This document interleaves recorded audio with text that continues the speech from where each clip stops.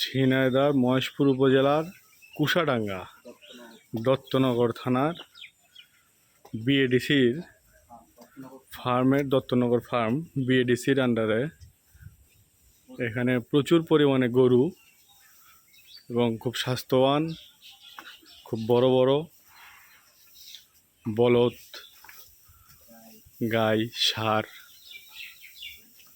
সব আছে। Maximum গরুগুলোই Indian জাতের গরু।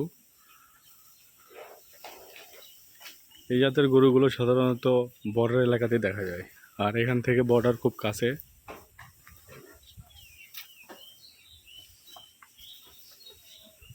এই জন্যই বোধহয় দেখা যাচ্ছে এখানে।